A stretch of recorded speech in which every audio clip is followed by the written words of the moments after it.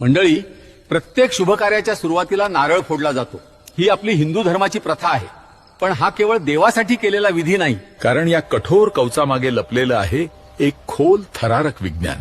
आणि नारळाचं कठीण कवच म्हणजे मानवी अहंकार, आणि आतलं स्वच्छ पाणी म्हणजे शुद्ध बुद्धी.